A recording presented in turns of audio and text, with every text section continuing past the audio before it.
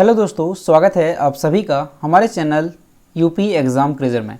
दोस्तों, आज के वीडियो में हम 16 सितंबर से संबंधित उत्तर प्रदेश के सभी एग्ज़ाम्स के लिए मोस्ट इम्पॉर्टेंट करंट अफेयर के क्वेश्चंस को डिस्कस करेंगे और हर एक क्वेश्चन से रिलेटेड आपको फैक्ट भी बताएंगे। और वीडियो के अंत में हम आपसे क्वेश्चन भी पूछेंगे जिसका जवाब आपको कमेंट बॉक्स में देना है। और अगर आपको इसकी PDF डाउनलोड करनी है तो इसकी PDF आप हमारे टेलीग्राम ग्रुप से डाउनलोड कर सकते हैं। टेलीग्राम ग्रुप की लिंक आपको वीडियो के डिस्क्रिप्शन में मिल जाएगी। तो चलिए स्टार्ट करते हैं। जैसा कि आप सभी लोग जानते हैं कि वीडियो स्टार्ट करने से पहले हम यूपी जीके से संबंधित एक मोस्ट इम्पॉर्टेंट टॉपिक को जो है डेली कवर करते हैं। तो आज का जो हमारा टॉपिक है वो क्या है, तो आज के वीडियो में हम उत्तर प्रदेश के प्रमुख मेलों को जो है जानेंगे। तो फटाफट से इनको जो है रिवाइज करेंगे। तो रामनवमी मेला ये कहाँ पर लगता है, अयोध्या से संबंधित है। शाकंभरी देवी का मेला ये सहारनपुर में लगता है। गोविंद सागर मेला अम्बेडकर नगर में। राम बारात ये आगरा में। खिचड़ी मेला गोरखपुर में लगता है। श्रावणी मेला फरुखाबाद में लगता है। सुरु मेला ये कासगंज में लगता है। रामनगरिया मेला ये जो है फरुखाबाद में लगता है। और रामायण मेला ये चित्रकूट से संबंधित है। कैलाश मेला ये आगरा में लगता है और हर साल श्रावण के तीसरे सोमवार को ये लगता है। परिक्रमा मेला अयोध्या से संबंधित है। कबीर मेला मगहर यानी कि जहाँ संत कबीर नगर इसको कहा जाता है, तो मगहर में जो है संत कबीर मेला लगता है। देवी पाटन मेला बलरामपुर में। कालिंजर मेला बांदा में। बल सुंदरी देवी मेला ये अनूप शहर में। गोला गोकर्णनाथ मेला ये लखीमपुर खीरी में। और ढाई घाट मेला ये शाहजहाँपुर में। और मकनपुर मेला ये फर्रुखाबाद में। इसके अलावा ध्यान रखेंगे देवा मेला ये बाराबंकी में। नौचंदी मेला मेरठ में। गढ़मुक्तेश्वर मेला ये हापुड़ में। कुंभ मेला प्रयाग में। बटेश्वर मेला आगरा में। नैमिषारण्य मेला नैमिषारण्य सीतापुर में। कंपिल मेला बांदा में लगता है। सैयद सालार मेला बहराइच में। देवछठ मेला दाऊजी मथुरा में। और नवरात्रि मेला आगरा में। और गोविंद सागर मेला ये अतरौलिया आजमगढ़ में जो है लगता है। तो ये उत्तर प्रदेश के प्रमुख मेले थे। और दोस्तों, ये जो टॉपिक है मोस्ट इंपॉर्टेंट होता है।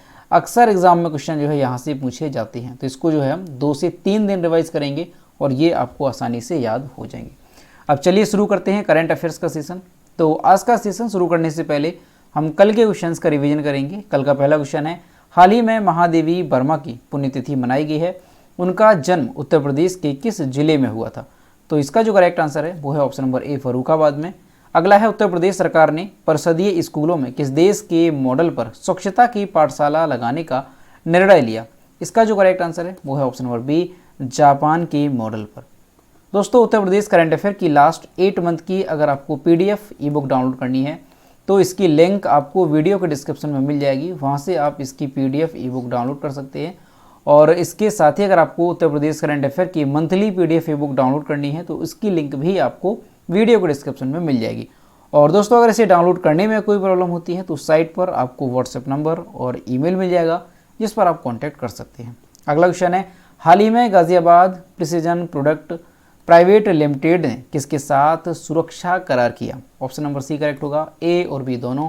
अगला है, दुनिया का सबसे बड़ा हड़प्पा संस्कृति संग्रहालय किस राज्य में स्थापित किया जाएगा? इसका जो करेक्ट आंसर है वो है ऑप्शन नंबर ए करेक्ट होगा, हरियाणा में। अगला है, औद्योगिक निवेश आकर्षित करने वाले राज्यों की सूची में कौन सा राज्य शीर्ष पर है? तो आंध्र प्रदेश जो है इसमें शीर्ष पर है। अगला है, भारत ने किस देश के साथ बंगाल की खाड़ी में नौसैनिक अभ्यास शुरू किया है? तो जापान के साथ। अगला क्वेश्चन है, भारत में हिंदी दिवस कब मनाया जाता है? तो हर साल 14 सितंबर को भारत में हिंदी दिवस मनाया जाता है। अगला है, भारत G20 अध्यक्षता के दौरान निम्न में से किस देश को अतिथि देश के रूप में आमंत्रित करेगा? तो इनमें से जो है बांग्लादेश को आमंत्रित करेगा। और इसके साथ भी कई सारे देश हैं जो कि कल के वीडियो में हमने आपको बताए थे। अगला है, हाल ही में किस राज्य ने अपना पहला नागा मिर्चा महोत्सव आयोजित किया? तो नागा मिर्चा Nagaland. Option number D correct होगा। तो दोस्तों, ये थे कल के क्वेश्चंस जिसका हमने रिवीजन किया। अब हम शुरू करते हैं आज का सेशन। आज का पहला क्वेश्चन है, कौन सा राज्य अमृत सरोवर योजना, कौन सी योजना है अमृत सरोवर योजना में देश में पहले स्थान पर है? इसका जो करेक्ट आंसर होगा वो होगा ऑप्शन नंबर सी, उत्तर प्रदेश। दोस्तों, जो हमारे देश में एक योजना शुरू की गई थी अमृत सरोवर योजना, आपको याद होगा, इसके लिए हमने एक अलग से जो है वीडियो भी बनाया था। तो एक योजना थी कौन सी, अमृत सरोवर योजना, और इसके तहत क्या था कि देश भर में जो है अमृत सरोवर बनाए जाएंगे। अब दोस्तों ये जो अमृत सरोवर हैं, इसी के लिहाज से अगर देखा जाए तो जो हमारा उत्तर प्रदेश है ये देश में पहले स्थान पर रहा, यानी कि सबसे ज़्यादा जो है यहाँ पर अमृत सरोवर बनाए गए हैं। जल संरक्षण और संचयन के उद्देश्य के साथ जो है इसको शुरू किया गया था अमृत सरोवर योजना को। दोस्तों जो प्रधानमंत्री नरेंद्र मोदी हैं उनका ये ड्रीम प्रोजेक्ट था अमृत सरोवर, और इसके तहत उत्तर प्रदेश में जो है कुल कितने जो सरोवर हैं उनका निर्माण किया गया है, तो 8,462 झील का निर्माण जो है उत्तर प्रदेश में किया गया। और याद होगा आपको, कई बार हमने आपको बताया है कि देश का पहला जो अमृत सरोवर है वो कहाँ पर बनकर के तैयार हुआ। तो मोस्ट इंपॉर्टेंट ध्यान रखेंगे, अभी हाल ही में एक एग्ज़ाम हुआ था, वहाँ पर पूछा भी गया था, तो याद रखेंगे आप कहाँ पर, उत्तर प्रदेश के रामपुर में। उत्तर प्रदेश के रामपुर में जो है देश का पहला अमृत सरोवर बनकर के तैयार हुआ। ठीक, ध्यान रखेंगे। मिशन अमृत सरोवर के क्रियान्वयन में जो मध्य प्रदेश है ये 2nd नंबर पर रहा, जम्मू कश्मीर ये 3रे नंबर पर, और राजस्थान ये 4थे नंबर पर, और तमिलनाडु ये 5वें नंबर पर है अमृत सरोवर योजना के तहत। उत्तर प्रदेश की अगर हम बात करें कि जो देश में उत्तर प्रदेश है ये पहले स्थान पर है, लेकिन हम अगर केवल उत्तर प्रदेश की बात करें कि जिलेवार अगर देखा जाए तो उत्तर प्रदेश में कौन सा जिला जो है ये शीर्ष पर है, तो उत्तर प्रदेश में जो लखीमपुर खीरी है ये शीर्ष पर है, और यहाँ जो है 256 अमृत सरोवर बने हैं, और इसी के साथ प्रदेश में पहला स्थान जो है लखीमपुर खीरी ने हासिल किया। और इसके साथ ही दूसरे नंबर पर कौन सा जिला है, तो 244 झीलों के साथ जो गोरखपुर है ये 2nd नंबर पर है, और 231 झीलों यानी कि जो अमृत सरोवर हैं इनके निर्माण के साथ प्रतापगढ़ ये जो है 3रे नंबर पर आता है। तो यहाँ से आपको कई सारी बातें अच्छे से याद रखनी हैं। क्या याद रखना है कि अमृत सरोवर योजना के तहत देश में पहले स्थान पर कौन सा राज्य है, तो उत्तर प्रदेश। इसके अलावा ध्यान रखेंगे कि उत्तर प्रदेश में जो है अमृत सरोवर योजना के तहत कौन सा जिला शीर्ष पर है, तो लखीमपुर खीरी ये यूपी में शीर्ष पर है। इसके साथ ही ध्यान रखेंगे कि देश का पहला जो अमृत सरोवर है वो कहाँ पर बनकर के तैयार हुआ, तो उत्तर प्रदेश के रामपुर में जो है ये सबसे पहला अमृत सरोवर था जो कि बनकर के तैयार हुआ। अगला क्वेश्चन है, उत्तर प्रदेश सरकार ने किस शहर को प्रदेश का पहला सर्विलांस शहर घोषित किया, तो इसका जो करेक्ट आंसर है वो है ऑप्शन नंबर बी, नोएडा। दोस्तों जो नोएडा है ये प्रदेश का पहला ऐसा शहर है जो पूरी तरह से सर्विलांस में है, यानी कि निगरानी में है। ये कमांड कंट्रोल रूम में लगी बड़ी स्क्रीनों की मदद से हो रहा है। इन स्क्रीनों के सामने लगे कंप्यूटर पर ट्रैफिक एक्सपर्ट और उनकी पूरी टीम 24 घंटे जो है सड़कों पर निगरानी कर रहे हैं। यहाँ पर क्या पूछा गया है कि जो नोएडा है ये प्रदेश का पहला ऐसा शहर है जो पूरी तरह से सर्विलांस में है। ठीक, ध्यान रखेंगे, काफ़ी इंपॉर्टेंट है कि यहाँ पर जो है 24 घंटे जो ट्रैफिक एक्सपर्ट हैं वो 24 घंटे जो है सड़कों की निगरानी कर रहे हैं। इस पूरे सिस्टम को integrated security and traffic management system का नाम दिया गया है। 82 स्थानों पर 155 किलोमीटर के डेडिकेटेड फाइबर नेटवर्क से 1076 सीसीटीवी कैमरे लगाए गए हैं। तो यहाँ से आप याद रखेंगे, अगर पूछा जाता है कि प्रदेश का पहला सर्विलांस शहर जो है किसको घोषित किया गया, तो आप ध्यान रखेंगे नोएडा को जो है प्रदेश का पहला सर्विलांस शहर घोषित किया गया है। अगला क्वेश्चन है, उत्तर प्रदेश सरकार द्वारा कुत्तों की वृद्धि रोकने के लिए किस जिले में नए पशु जनसंख्या नियंत्रण केंद्र की स्थापना की जाएगी? इसका जो करेक्ट आंसर है वो है ऑप्शन नंबर ए, लखनऊ में। दोस्तों लखनऊ में कुत्तों की जनसंख्या को कम करने के लिए क्या किया जाएगा, एक यहाँ पर जो है पशु जनसंख्या नियंत्रण केंद्र खोला जाएगा। और ये जो पशु जनसंख्या नियंत्रण केंद्र होगा यहाँ पर क्या होगा, तो यहाँ पर कुत्तों के बधियाकरण का काम किया जाएगा। बधियाकरण का मतलब क्या है, तो बधियाकरण का मतलब है क्या, याद रखेंगे आप, कास्ट्रेशन। ठीक, बधियाकरण का। तो दोस्तों अभी अगर देखा जाए कि प्रेजेंट टाइम में केंद्र में ये जो केंद्र है पशु जनसंख्या नियंत्रण केंद्र, इसमें जो है 45,000 कुत्तों का बधियाकरण किया जा चुका है। नए केंद्र की क्षमता भी मौजूदा के बराबर होगी, यानी कि एक साल में 90,000 कुत्तों का जो है बधियाकरण किया जा सकेगा। बधियाकरण यानी कि कुत्तों को जो है नपुंसक बनाया जाएगा। तो ये चीज़ ध्यान रखेंगे आप, अगर पूछा जाता है आपसे कि उत्तर प्रदेश द्वारा जो है कुत्तों की वृद्धि रोकने के लिए किस जिले में नए पशु जनसंख्या नियंत्रण केंद्र की स्थापना की जाएगी, तो ध्यान रखेंगे आप लखनऊ में जो है ये पशु जनसंख्या नियंत्रण केंद्र बनाया जाएगा। अभी प्रदेश में जो मौजूदा केंद्र है उसमें 45,000 कुत्तों का बधियाकरण किया जा चुका है, लेकिन जो नया खोला जाएगा उसमें भी जो है इतनी ही क्षमता रहेगी, यानी 1 साल में 90,000 कुत्तों का बधियाकरण किया जाएगा। अब दोस्तों ऐसा किया क्यों जा रहा है, इसके पीछे का कारण क्या है? दरअसल दोस्तों आपने सुना होगा कि कई सारी ऐसी घटनाएं जो है वो सामने आती हैं कि जो कुत्तों की संख्या है वो काफ़ी ज़्यादा बढ़ गई है, जिसके चलते कई लोगों को इससे दिक्कत होती है कि अभी आपने सुना होगा कि एक पिटबुल जो कुत्ता है उसने एक बच्चे का मुंह जो है नोच लिया था। इसके साथ ही आपने सुना होगा कि लिफ्ट में चढ़ने के दौरान जो कुत्ता था उसने एक बच्चे को जो है चोट पहुंचाई। इसी के साथ ही कई सारे ऐसे मामले आते हैं कि कुत्ता जो है लोगों को परेशानियां पहुंचाता है, यानी कि जो कुत्ते हैं इनकी संख्या जो है काफ़ी ज़्यादा बढ़ गई है, तो इनकी जनसंख्या को कम किया जाएगा। तो ध्यान रखेंगे आप, लखनऊ में जो है एक पशु जनसंख्या नियंत्रण केंद्र बनाया जाएगा जहां पर कुत्तों को बधियाकरण का काम शुरू किया जाएगा। अगला क्वेश्चन है, भारत का पहला वानिकी विश्वविद्यालय किस राज्य में स्थापित होगा? इसका जो करेक्ट आंसर है वो है ऑप्शन नंबर ए, तेलंगाना में। दोस्तों तेलंगाना ने हैदराबाद में वन कॉलेज और अनुसंधान संस्थान को एक पूर्ण विश्वविद्यालय में विस्तारित करने का निर्णय लिया है। तेलंगाना विधानसभा ने वानिकी विश्वविद्यालय अधिनियम 2022 को मंजूरी भी दी है। वानिकी विश्वविद्यालय देश में अपनी तरह का पहला विश्वविद्यालय होगा। विश्व स्तर पर केवल और केवल रूस और चीन में वन विश्वविद्यालय हैं, तो अब हमारे देश में भी जो है एक वन विश्वविद्यालय शुरू किया जाएगा। कहाँ पे? तो याद रखेंगे आप, तेलंगाना स्टेट में। तेलंगाना में ये जो वन विश्वविद्यालय है वो स्थापित किया जाएगा, और कहाँ पे? तो हैदराबाद में। तो ध्यान रखेंगे, काफ़ी इंपॉर्टेंट रहेगा, मोस्ट इंपॉर्टेंट है कि देश का पहला जो वानिकी विश्वविद्यालय है ये कहाँ पर स्थापित किया जाएगा? तो तेलंगाना में ये स्थापित किया जाएगा। अब दोस्तों तेलंगाना की यहाँ पर बात है, तो तेलंगाना के बारे में जानते हैं। तो सबसे पहले हम मैप में देखेंगे कि जो तेलंगाना है ये कहाँ पर है।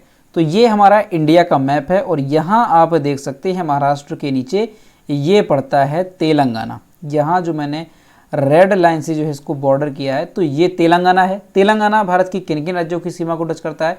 तो आप देख सकते हैं महाराष्ट्र है ऊपर की ओर, यहाँ पे क्या है? छत्तीसगढ़ है, और यहाँ आप देख सकते हैं कर्नाटका है, और नीचे की ओर आंध्र प्रदेश है। तो ये सारे राज्य हैं जिनकी सीमा को टच करता है तेलंगाना। और दोस्तों तेलंगाना की कैपिटल क्या है? तो हैदराबाद तेलंगाना की कैपिटल है। चीफ मिनिस्टर के चंद्रशेखर राव, और गवर्नर है यहाँ के तमिलिसाई सौंदरराजन। तो याद रखेंगे आप तेलंगाना से संबंधित ये सारी बातें। अगला क्वेश्चन है, हाल ही में विश्व चैंपियनशिप में 2 पदक जीतने वाली पहली भारतीय महिला रेसलर कौन बन गए?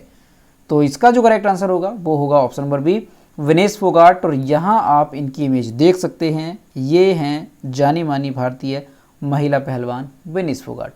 दोस्तों ये विनेश फोगाट हैं, इन्होंने विश्व कुश्ती चैंपियनशिप में अभी कांस्य पदक जीता, ब्रॉन्ज मेडल इन्होंने जो है जीता है। विनेश ने जो सर्बिया के बेलग्रेड में आयोजित थी विश्व चैंपियनशिप, इसमें इन्होंने 53 किलोग्राम भार वर्ग में ये कांस्य पदक जीता है। विनेश फोगाट का ये विश्व चैंपियनशिप में दूसरा पदक है, और इससे पहले जो विनेश फोगाट हैं उन्होंने वर्ष 2019 में नूर सुल्तान कजाकिस्तान में आयोजित हुई थी जो विश्व चैंपियनशिप, उसमें कांस्य पदक जीता था। और इसके साथ ही जो विनेश फोगाट हैं ये विश्व चैंपियनशिप में 2 पदक जीतने वाली पहली भारतीय महिला रेसलर बन गई हैं। तो मोस्ट इंपॉर्टेंट इस क्वेश्चन को आप लगाएंगे और इसे नोट कर लेना कि जो विनेश फोगाट हैं ये जो है विश्व चैंपियनशिप में 2 पदक जीतने वाली भारत की पहली महिला रेसलर बन गई हैं। ठीक, इनके नाम पर ये रिकॉर्ड बना, तो ये चीज़ आप यहाँ से याद रखेंगे। अगला क्वेश्चन है, संयुक्त राष्ट्र की रिपोर्ट के अनुसार 2021 में विश्व स्तर पर कितने लोग आधुनिक दासता के शिकार हैं? इसका जो करेक्ट आंसर है वो है ऑप्शन नंबर ए करेक्ट हो जाएगा, 50 मिलियन। दोस्तों हाल ही में संयुक्त राष्ट्र की एक रिपोर्ट जारी की गई और उसमें ये बताया गया कि 2021 में विश्व स्तर पर लगभग 50 मिलियन जो लोग हैं वो आधुनिक दासता में जीवन यापन कर रहे हैं। रिपोर्ट के अनुसार कोविड-19 महामारी के कारण अफगानिस्तान, भारत, बांग्लादेश और मिस्र जैसे देशों में जबरन विवाह का खतरा भी बढ़ा है। तो ये चीज़ ध्यान रखेंगे कि आज भी जो है लोग आधुनिक दासता में जीवन यापन कर रहे हैं। और साल 2021 के ये आंकड़े बताए गए हैं, किसके अनुसार? तो संयुक्त राष्ट्र की एक रिपोर्ट जारी की गई, उसके अनुसार ये बताया गया कि विश्व स्तर पर अगर देखा जाए तो 50 मिलियन लोग जो है ये आधुनिक दासता में जीवन यापन कर रहे हैं। अगला क्वेश्चन है, भारत पुरुष T20 विश्व कप 2022 किसकी कप्तानी में खेलेगा? इसका जो करेक्ट आंसर है वो है option number C, Rohit Sharma की कप्तानी में। दोस्तों BCCI ने ऑस्ट्रेलिया में जो होने वाला है ICC पुरुष T20 वर्ल्ड कप, इसके लिए भारतीय टीम की घोषणा कर दी है और भारतीय टीम के जो नियमित कप्तान हैं रोहित शर्मा, इनका नाम जो है किस तौर पर सामने आया है, तो टीम की ये कमान संभालेंगे। ठीक है, टीम की ये कमान संभालेंगे, जबकि जो KL राहुल हैं ये उप कप्तान रहेंगे। तेज गेंदबाज जसप्रीत बुमराह और हर्षल पटेल ने विश्व कप के लिए टीम में वापसी की है। तो यहाँ से ये सारी बातें ध्यान रखेंगे कि जो ऑस्ट्रेलिया में होने वाला है ICC पुरुष T20 वर्ल्ड कप, तो इसमें भारतीय टीम का जो कप्तान रहेंगे वो कौन रहेंगे, तो रोहित शर्मा जो है ये कप्तान रहेंगे और KL राहुल ये उप कप्तान रहेंगे। ठीक, तो ये चीज़ ध्यान रखेंगे, रोहित शर्मा का नाम याद। अगला क्वेश्चन है, और दोस्तों UPSSC पैट की जो भी स्टूडेंट प्रिपरेशन कर रहा है, UPSSC की अगर जो भी प्रिपरेशन कर रहे हैं, तो उनके लिए जो हमारा सेकंड चैनल है तैयारी गुरु के नाम से, कौन सा है, तैयारी गुरु के नाम से जो हमारा दूसरा चैनल है, उसकी लिंक आपको इसी वीडियो के डिस्क्रिप्शन में भी मिल जाएगी। तो वहाँ पर हम क्या करते हैं कि UPSSC पैट के लिए GK का एक डेली टेस्ट लेकर आते हैं। ठीक है, GK का एक डेली टेस्ट लेकर आते हैं जिसमें कि हम 25 क्वेश्चंस को कवर करते हैं विस्तार पूर्वक। तो आपके एग्ज़ाम्स के लिए वेरी इंपॉर्टेंट है, तो जो भी स्टूडेंट पैट की तैयारी कर रहे हैं तो सभी लोग उस चैनल पर ये GK का टेस्ट जो है रेगुलर किया करें। और चैनल पर अगर आप लोगों ने उसे सब्सक्राइब नहीं किया तो सभी लोग उसको जो है सब्सक्राइब भी कर लें। तो क्वेश्चन है, भारत में हर साल इंजीनियर्स डे कब मनाया जाता है? तो इसका जो करेक्ट आंसर है वो है ऑप्शन नंबर डी, 15 सितंबर को। दोस्तों हर साल भारत में 15 सितंबर को अभियंता दिवस यानी कि इंजीनियर्स डे के रूप में मनाया जाता है। इस खास दिन को देश और दुनिया में अपनी प्रतिभा का लोहा मनवा रहे इंजीनियर्स के काम को सराहने और उन्हें प्रोत्साहित करने के लिए ये दिवस मनाया जाता है। दरअसल ये जो दिवस है ये विश्व भर के इंजीनियरों को प्रोत्साहित करने के लिए भी मनाया जाता है। दोस्तों ये जो अभियंता दिवस है यानी कि इंजीनियर्स डे है, ये किसकी जन्म तिथि के अवसर पर मनाया जाता है? तो मोक्षगुंडम विश्वेश्वरैया, नाम याद रखेंगे, इनके ही जन्म दिवस के अवसर पर ये दिवस मनाया जाता है। और भारत सरकार ने साल 1968 में जो है इंजीनियर्स डे की घोषणा की थी, अभियंता दिवस के रूप में जो है घोषित किया गया था 1968 में। तो ये चीज़ ध्यान रखेंगे, काफ़ी इंपॉर्टेंट है कि जो इंजीनियर्स डे है ये कब मनाया जाता है? तो ये हर साल 15 सितंबर को मनाया जाता है। और किसकी याद में मनाया जाता है, किसके जन्म दिवस के अवसर पर मनाया जाता है? तो याद रखेंगे आप डॉक्टर मोक्षगुंडम विश्वेश्वरैया के जन्म दिवस के अवसर पर। दोस्तों जो डॉक्टर मोक्षगुंडम विश्वेश्वरैया थे, इनका जो जन्म है वो कब हुआ था? तो इनका जन्म जो है 15 सितंबर कब हुआ था? 15 सितंबर और 1860 को, याद रखेंगे 15 सितंबर 1860 को इनका जन्म हुआ था। और इसी वजह से 15 सितंबर के दिन जो है इंजीनियर्स डे के रूप में मनाया जाता है। और एक बात और ध्यान रखेंगे कि जो डॉक्टर मोक्षगुंडम विश्वेश्वरैया हैं, इन्हें जो है भारत रत्न से भी सम्मानित किया जा चुका है। और कब इन्हें जो है भारत रत्न दिया गया था? तो 1955 में इन्हें जो है भारत रत्न से सम्मानित किया गया था। इस बात को आप जो है अच्छे से याद रखेंगे। अगला क्वेश्चन है, हाल ही में किस देश के पूर्व अंपायर असद रऊफ का निधन हो गया? इसका जो करेक्ट आंसर है वो है ऑप्शन नंबर ए, पाकिस्तान के। और यहाँ पर आप इनकी इमेज देख सकते हैं। दोस्तों हाल ही में अंतर्राष्ट्रीय क्रिकेट परिषद एलीट पैनल के जो पूर्व अंपायर थे पाकिस्तान के असद रऊफ, इनका जो है 14 सितंबर 2022 को कार्डियक अरेस्ट के चलते निधन हो गया। इनकी एज कितनी थी? तो 66 वर्ष इनकी एज थी। लाहौर में 12 मई 1956 को इनका जन्म हुआ था असद रऊफ का। तो इन्होंने जो है अपने करियर में 64 टेस्ट मैच में अंपायरिंग की है। इसमें 49 में मैदानी अंपायर जबकि 15 में टीवी अंपायर के रूप में अपनी सेवाएं दी हैं। असद रऊफ ने 139 एक दिवसीय यानी कि वनडे अंतर्राष्ट्रीय और 28 T20 इंटरनेशनल मुकाबलों में भी अंपायरिंग की है। तो यहाँ से आप याद रखेंगे, कई बार क्या होता है कि एग्जाम में क्वेश्चन पूछा जाता है इस तरह से कि कोई क्रिकेटर का नाम दिया जाएगा और कहा जाएगा कि ये जो है किस देश से संबंधित है। तो अभी आपको यहाँ से क्या याद रखना है कि जो असद रऊफ हैं ये किस देश से संबंधित हैं? तो ये पाकिस्तान से संबंधित है। ठीक, ध्यान रखेंगे, हाल ही में इनका निधन हो गया है। और ये कौन थे? तो ये जो है पाकिस्तान के पूर्व अंपायर थे। अगला क्वेश्चन है, अरुणाचल प्रदेश में किबिथु मिलिट्री गैरिसन का नाम किसके नाम पर रखा गया? इसका जो करेक्ट आंसर है वो है option number B, general Bipin Rawat के नाम पर। दोस्तों, भारत के जो पहले चीफ ऑफ डिफेंस स्टाफ थे तो उनके सम्मान में अरुणाचल प्रदेश में किबिथु मिलिट्री गैरिसन का नाम बदला गया और इसका नाम हो गया है general Bipin Rawat military garrison. नाम ध्यान रखेंगे कि अरुणाचल प्रदेश में जो किबिथु मिलिट्री गैरिसन था इसका नाम बदला गया और किसके नाम पर? तो शहीद जनरल बिपिन रावत के नाम पर जो है इसका नाम रखा गया। याद रखेंगे आप, जनरल बिपिन रावत जो है 1999 से 2000 में किबिथु में कर्नल के रूप में 11 गोरखा राइफल्स की 5वीं बटालियन की कमान संभाली थी। जनरल रावत दोस्तों, हाल ही में आपको याद होगा जनरल रावत का हेलीकॉप्टर दुर्घटना में निधन हो गया था। इनकी पत्नी समेत 12 और सैन्यकर्मी थे जिनका जो है दिसंबर 2021 में निधन हो गया था हेलीकॉप्टर दुर्घटना में, आपको याद होगा।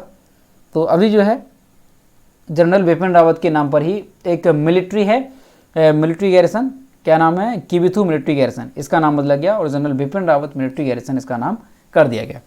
तो ये यहाँ से याद रखेंगे। तो दोस्तों, ये थे 16 सितंबर से संबंधित उत्तर प्रदेश के सभी एग्जाम्स के लिए मोस्ट इंपॉर्टेंट करंट अफेयर के क्वेश्चन जो कि हमने डिस्कस किए।